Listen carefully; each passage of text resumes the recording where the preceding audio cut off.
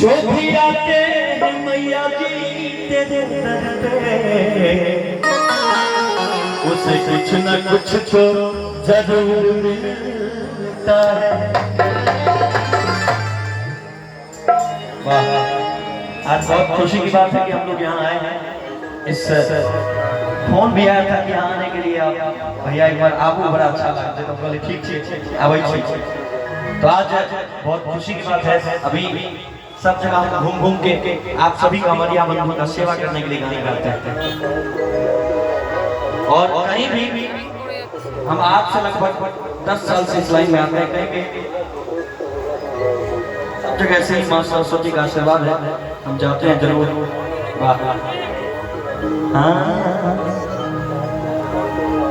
एगो भजन हम चाहते हैं कि आप सबके बीच रखें। अरे अशोक के सावन में घर अइबो कि ना अइबो, आए राजा देवघर, अरे जइबो कि ना जइबो,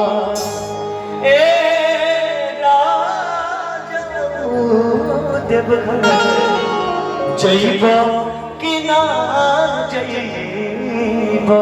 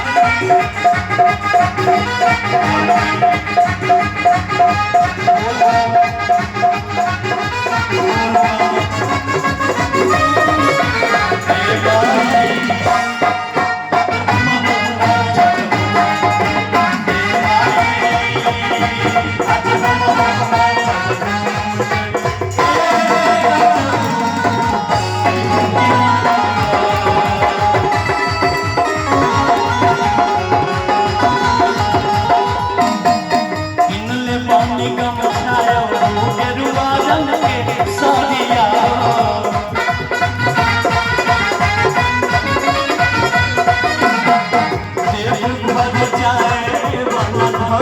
जाई गानिया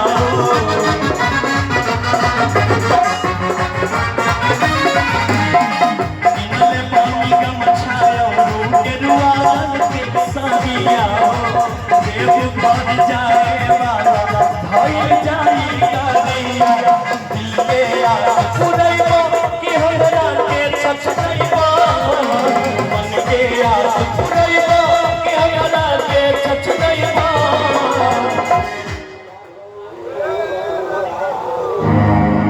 के दिल के आस पुरैबो कि हमरा के छछनैबो अये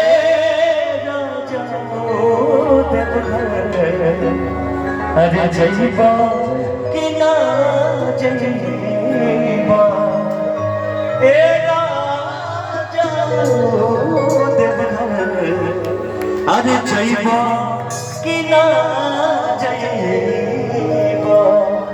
अगर अच्छा लगा तो एक बार जोरदार ताली बजा के आशीर्वाद चाहेंगे।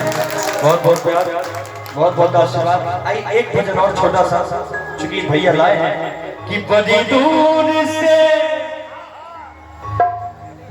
आए हैं भोले बाबा को जलवा चढ़ाए।